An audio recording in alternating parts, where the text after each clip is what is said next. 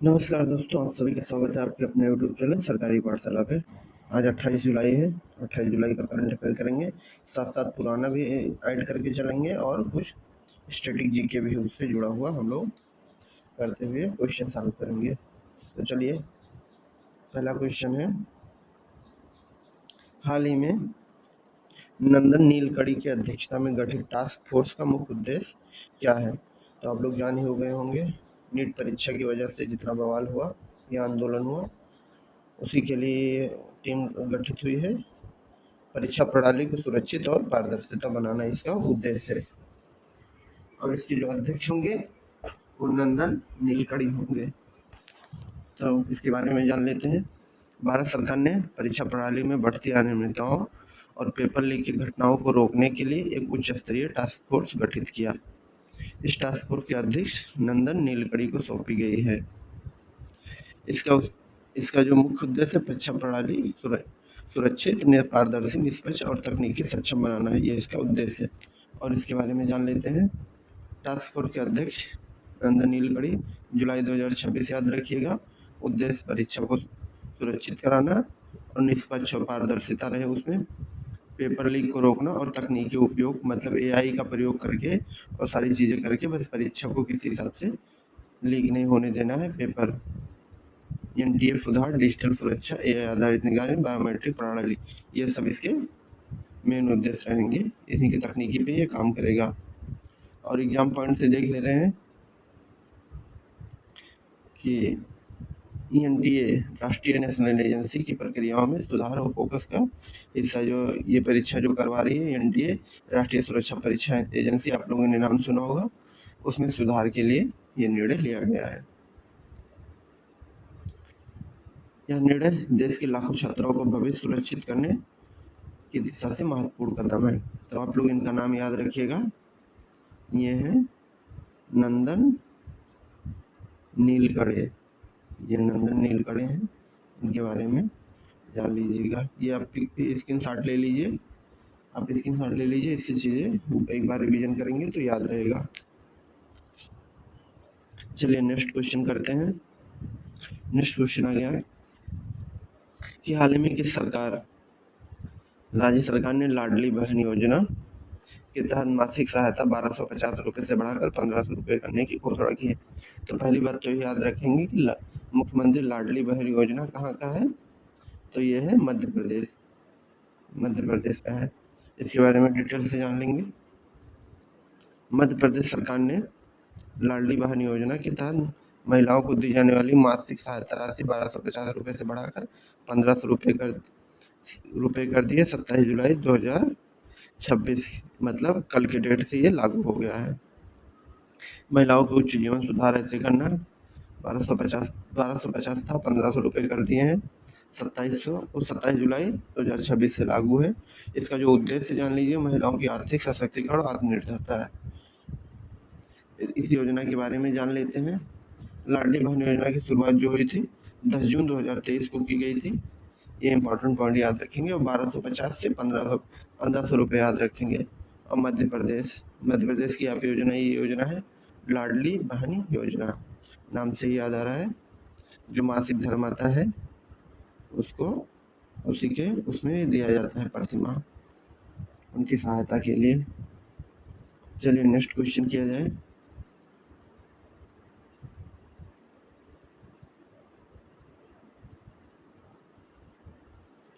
हाल ही में केंद्र सरकार द्वारा राष्ट्रीय बायोफ्यूल नीति 2025 को मंजूरी दी है। इस नीति का मुख्य उद्देश्य क्या है? आजकल आप लोगों ने नाम सुना होगा E20, ये उसी से संबंधित है। तो इसका जो राइट आंसर है 2040 तक पेट्रोल में 20% एथेनॉल मिश्रण करना। 2040 तक क्या मतलब, ये हो ही गया है हर जगह और ज़्यादा, लेकिन इस योजना के हिसाब से पढ़ेंगे। E20 स्वच्छ ईंधन हरित भारत, ये इसका मतलब भविष्य की ऊर्जा का इसका संकल्प है और ये ताकि वातावरण स्वच्छ रहे। चलिए व्याख्या देख ले रहे हैं, नरेंद्र मोदी जी ने किया है। केंद्र सरकार ने ऊर्जा सुरक्षा, आयात पर निर्भरता कम करने और पर्यावरण संरक्षण के लिए राष्ट्रीय बायोफ्यूल नीति 2025, ये याद रखिएगा, को मंजूरी दी है। इसके तहत 20% इथेनॉल मिश्रण होगा पेट्रोल में, यह नीति किसानों की आय बढ़ाने और स्वच्छ ऊर्जा उपयोग करने को प्रोत्साहित करेगी। इसके बारे में और महत्वपूर्ण तथ्य जान लेंगे। नीति का नाम है राष्ट्रीय बायोफुल नीति। ये 26 जुलाई 2026 को केंद्रीय मंत्रिमंडल द्वारा मतलब इसे पारित कर दिया गया। लक्ष्य 2024 तक पेट्रोल में 20% E20 इथेनॉल मतलब मिलाना। वर्तमान में 15% इथेनॉल का मिश्रण हो रहा है। प्रमुख कच्चा माल जो है मतलब जिससे इथेनॉल बनता है वह गन्ना, मक्के, टूटे चावल इन सबसे भारी प्रक्रिया से गुजर के उसे इथेनॉल बनाया जाता है। और इसके बारे में कुछ चीज़ें जान लेंगे। किसानों की आय दोगुनी करना और ग्रामीण अर्थव्यवस्था को मजबूत करना, ये भी इसमें शामिल है। किसानों की आय दोगुनी करना, भारत सरकार ऊर्जा आयात निर्भरता कम करने की दिशा में महत्वपूर्ण वो जो पेट्रोल की समस्या होती है उसे दूर करने का एक पहल है ये भारत गवर्नमेंट द्वारा। और ये पॉइंट याद रखिएगा 2048 तक पेट्रोल में 20% इथेनॉल 2040 तक, ये इस योजना का, इस नीति का जो उद्देश्य है। चलिए नेक्स्ट क्वेश्चन किया जाए। हाल ही में किसी विश्व धरोहर समिति UNESCO के 2026-27 सत्र के लिए अध्यक्ष चुना गया है। तो ये हम लोगों के बड़े गर्व की बात है कि जो इसका अध्यक्ष चुना गया है वो भारत को चुना गया है। ये देखिए भारत को वैश्विक मंच पर एक और बड़ी जिम्मेवारी, विश्व धरोहर समिति यूनेस्को 2026-27 सत्र के लिए भारत को अध्यक्ष चुना गया है। वर्ल्ड हेरिटेज कमेटी ये है, व्याख्या देख ले रहे हैं। भारत को यूनेस्को की विश्व धरोहर समिति के 2026-27 के लिए अध्यक्ष चुना गया है। यह चुनाव पेरिस फ्रांस में आयोजित यूनेस्को मुख्यालय में हुआ। यूनेस्को का मुख्यालय कहाँ है? पेरिस फ्रांस में। यह भारत सरकार के गौरव की बात है और हमारी संस्कृति विरासत के संरक्षण के प्रति हमारी प्रतिबद्धता को दर्शाता है। यूनेस्को के बारे में जान लीजिए। यूनेस्को संयुक्त राष्ट्र शोधिक वैज्ञानिक और सांस्कृतिक संगठन मुख्यालय जो है ये देखिए पेरिस फ्रांस, पेरिस फ्रांस में है ये। और इसकी जो स्थापना हुई थी 1945 को हुई थी। विश्व धरोहर समिति में कुल 21 देश हैं, याद रखिएगा। भारत पूर्व में कई बार इस समिति के सदस्य रह चुका है, ये तो रहा ही है। और वर्तमान में 43 इसमें शामिल है। विश्व धरोहर में भारत के 43 स्थल शामिल है। ये अपडेट होता रहता है तो इसे देखते रहेंगे आप लोग। यूनेस्को परीक्षा की दृष्टि से यूनेस्को मुख्यालय स्थापना ये सब आप लोग देख लीजिए। यहाँ यूनेस्को कहाँ पे है? पेरिस में। स्थापना 16 नवंबर 1945, याद रखेंगे ये डेट पूछा जाता है 16 नवंबर 1945। कुल जो देश हैं 21 और भारत के 43 स्थल शामिल हैं इसमें। एक बार आप स्क्रीनशॉट लेते चलेंगे ताकि बाद में इसे रिवीजन हो जाए। बाकी PDF में अपने टेलीग्राम चैनल और व्हाट्सएप नंबर पे डाल दूंगा। व्हाट्सएप नंबर मेरे PDF में है। चलिए नेक्स्ट क्वेश्चन करते हैं। ब्रिक्स से आ गया। हाल ही में 17वां ब्रिक्स शिखर सम्मेलन किस देश में आयोजित किया गया? तो ब्रिक्स का जो आयोजन हुआ वो ब्राजील में हुआ है। ब्रिक्स काफी इंपॉर्टेंट है तो आप लोग इसे याद रखेंगे। 17वां ब्रिक्स शिखर सम्मेलन 6 से 7 जुलाई 2026 को ब्राजील के रियो डी जनेरियो में आयोजित किया गया। यह शिखर सम्मेलन शांतिपूर्ण और सतत विश्व के लिए ग्लोबल साउथ के सहयोग को मजबूत करना थीम पर आधारित है। मतलब विकास और शांतिपूर्ण विश्व और सतत विकास इस पे। ब्रिक्स में अब कुल 11 देश से, याद रखिएगा। पहले 5 थे, अब बढ़ रही इसकी संख्या 11 हो गई है। ब्रिक्स की स्थापना जरूर याद रखिए 2006, जरूर याद रखिए 2006। और पहला शिखर सम्मेलन 2009 में रूस में हुआ था। जो 11 सदस्य हैं वो देख ले, एक तो ब्राजील है, रूस है, भारत है, चीन है, दक्षिण अफ्रीका, ये तो शुरुआती 5 थे। उसके बाद जुड़ा है UAE, फिर मिस्र, फिर इथियोपिया, फिर ईरान, फिर सऊदी अरब और इंडोनेशिया। ब्रिक्स ग्लोबल GDP का लगभग 37% और विश्व जनसंख्या का लगभग 46% प्रतिनिधित्व करता है। इन 11 देशों में लगभग टोटल जितना GDP है उसका 37% और जनसंख्या का लगभग आधा पूरे विश्व का इन 11 देशों से ही है। अध्यक्षता जो हुई है 2025 में। ये एग्जाम पॉइंट से भी ये चीज़ याद आप रखेंगे कि 2026 ब्रिक्स में भागीदारी के अध्यक्ष भारत निभा रहा है। ये आप लोग याद रखेंगे। भारत ब्रिक्स की मतलब संस्थापक देश है और 2026 में सक्रिय भागीदारी निभा रहा है। भारत तो इसका मेन मतलब कंट्री है। पहले जो 5 कंट्री थे भारत वो थे ब्राज़ील, रूस, भारत, चीन और दक्षिण अफ्रीका। चलिए और देख ले रहे हैं इसके बारे में। ये आप फिगर याद रखेंगे। ये ब्राज़ील का रियो डी जनेरियो 6 से 7 जुलाई। मेन तो पॉइंट ये है कि आप ये याद रखेंगे और इसकी स्थापना, ये सब आप पॉइंट याद रखिएगा, स्क्रीनशॉट ले लीजिएगा। चलिए नेक्स्ट क्वेश्चन करते हैं। हाल ही में भारत सरकार ने स्वदेशी सेमीकंडक्टर निर्माण संयंत्र किस राज्य में शुरू किया? सेमीकंडेंसर जो बहुत जो इस समय भारत सरकार सेमीकन 2.0 हुआ है, उसका पूरा बजट आप लोगों को याद होना चाहिए। है 1,27,500 करोड़ रुपए, ये उसका बजट था। सेमीकन 2.0 आयोजन हुआ है इसका। तो किस राज्य में जो पहला स्वदेशी सेमीकंडक्टर निर्माण संयंत्र की जो स्थापना की गई है वो की गई है तमिलनाडु राज्य में। यहाँ से भारत अपना स्वदेशी सारी चीज़ें ये निर्माण करेगा। तो चलिए इसके बारे में व्याख्या देख ले रहे हैं। ये जो सिलिकॉन चिप बनते हैं, चिप उससे संबंधित है, वो जितने इलेक्ट्रॉनिक मोबाइल की चीज़ें हैं उन सब से ये भारत ने स्वदेशी निर्माण करना है। इसका जो लक्ष्य है बस शॉर्टकट में ये जानिए और इसके बारे में डिटेल से देख ले रहे हैं। 27 जुलाई 2026 को भारत के पहले स्वदेशी सेमीकंडक्टर निर्माण संयंत्र की शुरुआत तमिलनाडु में की गई है। यह संयंत्र मेक इन इंडिया और आत्मनिर्भर भारत की दिशा में एक बड़ा कदम है। इससे भारत में सेमीकंडक्टर चिप निर्माण की क्षमता बढ़ेगी और आयात निर्यात मतलब कम होगी। जो भारत खरीदता है दूसरे देशों से, तो भारत की जो इनकम है, पैसा है, वो विदेशों में जाता है। जब भारत खुद इस पर निर्भर हो जाएगा तो ये नहीं होगा और भारत का पैसा भारत में रहेगा, बल्कि विदेश का पैसा इंडिया में आएगा। और इसके बारे में महत्वपूर्ण तथ्य जान लीजिए कि स्थान होसुर तमिलनाडु, अगर और डीपली पूछे तो होसुर तमिलनाडु में है। यह भारत का पहला स्वदेशी सेमीकंडक्टर फैब प्लांट है। तो पहला है इसलिए जरूर याद रखिएगा कि तमिलनाडु में शुरू हुआ है। प्रारंभिक उत्पादन क्षमता जो इसकी रहेगी 5 नैनोमीटर तकनीकी पर आधारित चिप्स, जो चिप बनेंगे वो। इस परियोजना का उद्देश्य जो है इलेक्ट्रॉनिक विनिर्माण को बढ़ावा देना और वैश्विक आपूर्ति श्रृंखला में भारत की भागीदारी बढ़ाना, वही कि खुद पे आत्मनिर्भर होना और विश्व में अपनी दबदबा कायम करना। तो तमिलनाडु याद रखेंगे आप लोग, ये डेट याद रख लीजिएगा। और होसुर तमिलनाडु ये, और 5 नैनोमीटर तकनीकी, 5 नैनोमीटर तकनीक पर आधारित जो चिप सिलिकॉन चिप बन रहे हैं उस पर ये बेस्ड है। चलिए नेक्स्ट क्वेश्चन करते हैं। इम्पोर्टेंट क्वेश्चन है ये, इसे जरूर आप याद रखेंगे। हाल ही में भारत ने किस राज्य में अपना पहला ग्रीन हाइड्रोजन हब स्थापित करने की घोषणा की है? तो इसका जो राइट आंसर है वो है गुजरात में। भारत सरकार ने yes to green hydrogen hub स्थापित करने की घोषणा गुजरात में, वो पहला फैक्ट्री होगा भारत का, पहला है इसलिए ये जरूरी हो जाता है। जहाँ भी पहला रहे और वो सतत विकास या इन्वायरमेंटल से जुड़ा रहे तो वो क्वेश्चन इंपॉर्टेंट हो जाता है, वो क्वेश्चन में बनता ही है।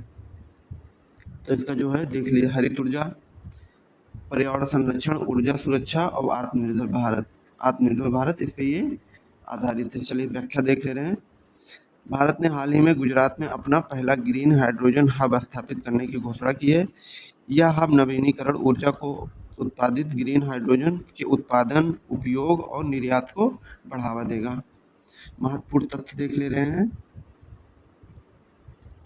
ग्रीन हाइड्रोजन मिशन की शुरुआत जनवरी 2023 से हुई थी। ये डेट याद रखेंगे, इसकी जो शुरुआत हुई थी जनवरी 2023 से 2030 तक 5 मिलियन टन, ये पॉइंट याद रखिएगा, ये इम्पोर्टेंट है कि 2030 तक 5 मिलियन टन ग्रीन हाइड्रोजन उत्पादन, ये पॉइंट याद रखिएगा। और ये याद रखिएगा कि कार्बन उत्सर्जन में कमी, स्वच्छ ईंधन, ऊर्जा आयात में कमी, ये सब इसके मतलब इन सब से ये बचना चाहता है। इसका उपयोग लाके उपयोग जो रिफाइनरी, उर्वरक, स्टील, परिवहन, भारी उद्योग में इसका उपयोग होगा। ग्रीन हाइड्रोजन पानी में क्या नाम है यार, इससे तैयार मतलब जो पानी में इलेक्ट्रॉन और वो है उनसे इसका निर्माण हो रहा है, उस विद्युत पे एक टेक्नोलॉजी है उस पर ये काम करेगा, उसी से ये बनता है। तो इतना डिटेल्स ये याद रखिएगा कि गुजरात में ये शुरू हो रहा है पहला ग्रीन हाइड्रोजन हब। पहला ग्रीन हाइड्रोजन हब जो है गुजरात में, स्क्रीनशॉट ले लीजिए। ग्रीन हाइड्रोजन पहली जो कंपनी स्थापित हो रही है वो गुजरात में। चलिए नेक्स्ट क्वेश्चन करते हैं। में रखिए ये भी, मैं महत्वपूर्ण क्वेश्चन ही लेकर आता हूँ। आप लोग क्वेश्चन देखे होंगे तो मतलब ऐसे ही नहीं उठा लाता हूँ, जो जरूरी है जो एग्जाम में पूछा जाता है उस पर ही आधारित है हर एग्जाम, चाहे UP PCS, UP triple SC SSC, जितने भी एग्जाम है सब में काम आएगा, ऐसे ही क्वेश्चन बन रहे हैं। तो चलिए देखते हैं ये क्वेश्चन। हाल ही में भारत ने किस प्लेटफॉर्म को वैश्विक डिजिटल सार्वजनिक इंफ्रास्ट्रक्चर के मॉडल के रूप में प्रस्तुत किया है? तो भारत स्टॉक का नाम सुने होंगे, ये अक्सर आता रहता है भारत स्टॉक, और भारत ने इसका हर मंच पे इस डिजिटली मॉडल का नाम लिया है। तो इसके बारे में जान लीजिए। भारत का डिजिटल सार्वजनिक इंफ्रास्ट्रक्चर जो है दुनिया के लिए एक सफल डिजिटल मॉडल रहा, और भारत का देख के कई देशों ने इस मॉडल को अपनाया भी। इसमें आपको एक ही प्लेटफॉर्म पे आधार पहचान पत्र यानी आपको आइडेंटिफिकेशन मिल जाएगा, यूपीआई भी इसी से कर लेंगे, डिजी लॉकर यानी जितने दस्तावेज हैं वो भी इसी में सारे मिल जाएंगे, और open network for digital commerce, खुले प्रतिस्पर्धी डिजिटल व्यापार को बढ़ाना देंगे। यहाँ से व्यापार भी आप जो है वो भी करेंगे डिजिटल। तो एक ही एप्लीकेशन से आपको ये सारी चीज़ें, एक ही वेबसाइट से आपको सारी सेवाएं यहाँ से मिल जाएंगी। आपको अलग अलग वेबसाइट अलग अलग जगह भटकने की ज़रूरत नहीं है। और इसके बारे में देख ले रहे हैं। भारत ने भारत स्टॉक को वैश्विक स्तर पर डिजिटल सार्वजनिक इंफ्रास्ट्रक्चर को एक सफल मॉडल के रूप में प्रस्तुत किया है। यह मॉडल समावेशी विकास, पारदर्शिता और सेवा वितरण में क्रांति लाने में सहायक है। भारत स्टॉक ने दुनिया के कई देशों को ध्यान आकर्षित किया है और वह इसे अपनाने में रुचि दिखा रहे हैं। वही मतलब बहुत सारे देश इसे अपना भी चुके हैं, इसी मॉडल पे अपना ला रहे हैं। भारत स्टॉक ये भारत का ओपन डिजिटल इकोसिस्टम है। ओपन है मतलब हर कहीं, और मतलब आप कहीं भी रहें इसे यूज कर सकते हैं। शुरुआत 2012 में आधार, इसकी जो आधार बनने शुरू हुआ था उससे चरण कम मतलब उसी के दिशा में ये जैसे आधार डिजिटलीकरण हुआ था वैसे ही। मुख्य घटक जो है आधार, यूपीआई, डिजी लॉकर, ओएनडीसी, मतलब इसके इन सब में ये इस एक ही प्लेटफॉर्म में आप ये चीज़ें मिल जाएंगी आपको। उद्देश्य पहचान, भुगतान, दस्तावेज और वाणिज्य को डिजिटल रूप से जोड़ना, सब सारी चीज़ों को एक ही मंच पे ले आना। लाभ पारदर्शिता रहेगा पहली बात जब ऑनलाइन रहेगा, दक्षता, वित्तीय समावेशन, नवाचार को बढ़ावा रहेगा। एग्जाम पॉइंट से देख लीजिए, डीपीआई ये फुल फॉर्म पूछता है तो डिजिटल पब्लिक इंफ्रास्ट्रक्चर आप याद रखें डीपीआई का मतलब, और ये पॉइंट याद रखेंगे। और ये सारी चीज़ें जनधन, आधार, मोबाइल, यूपीआई सारी चीज़ें आपको यहाँ से मिल जाएंगी, सारी चीज़ें कहीं भटकना नहीं पड़ेगा, मतलब सब कुछ एक जगह, यही इसका मेन उद्देश्य है। चलिए नेक्स्ट क्वेश्चन देखते हैं, स्क्रीनशॉट ले लीजिए आप। नेक्स्ट क्वेश्चन रहता है तो इसलिए करंट अफेयर में एक दिवस का क्वेश्चन जरूरी रहता है। हाल ही में विश्व युवा कौशल दिवस कब मनाया गया? युवाओं का ये महीना युवाओं का रहा है, आप लोगों को पता है जनजी, तो उस हिसाब से मैं देख के लाया हूँ कि क्या जरूरी है। तो विश्व युवा कौशल दिवस, इसके बारे में जान लीजिए। विश्व युवा कौशल दिवस जो मनाया जाता है 15 जुलाई को मनाया जाता है, और इसके बारे में डिटेल्स में देख ले रहे हैं। प्रत्येक वर्ष 15 जुलाई को विश्व युवा कौशल दिवस मनाया जाता है। इसका उद्देश्य युवाओं को रोजगार, उद्यमिता और आधुनिक कौशल के लिए तैयार करना। इस दिवस की शुरुआत संयुक्त राष्ट्र द्वारा की गई थी, यूनाइटेड स्टेट ने इसे शुरू किया था, यूनाइटेड नेशनल ने इसे शुरू किया था। और विश्व युवा कौशल 15 जुलाई घोषणा संयुक्त राष्ट्र महासभा पहली बार 2015 में मनाया गया था। उद्देश्य युवाओं को कौशल विकास को बढ़ावा देना और उन्हें बेहतर रोजगार के अवसर प्रदान करना। यह सतत विकास लक्ष्य जो एसडीजी के 4 गुणवत्ता और शिक्षा से जुड़ा हुआ है, जो एसडीजी के 17 लक्ष्य है उनसे ये जुड़ा हुआ है। प्रत्येक वर्ष 15 जुलाई को विश्व युवा कौशल दिवस मनाया जाता है। इसके बारे में 15 में घोषणा, ये सब एग्जाम पॉइंट के हिसाब से, बाकी आप स्क्रीनशॉट ले लीजिए, 15 जुलाई याद रखिएगा। ये स्क्रीनशॉट ले लें आप। बाकी हम लोग हमारी क्लास चल रही है जो कोऑपरेटिव बैंक है, यूपी ट्रिपल एससी के आने वाले जितने एग्जाम हैं उन सबका पीडीएफ और क्लास अवेलेबल रहेगा। आप चैनल सब्सक्राइब कर लीजिए, यहाँ आपको पीडीएफ फ्री में मिल जाएगा। आप मैसेज कर सकते हैं, मैं बता दे रहा हूँ नंबर, आपको पीडीएफ वहाँ पे फ्री में मिल जाएगा। 790 56 94 720 इस पे मैसेज कर दीजिए। 7905694720 फ्री में, बस बता दीजिए किस चीज़ का पीडीएफ चाहिए फ्री में। चलिए मिलते हैं बाद में, बाय।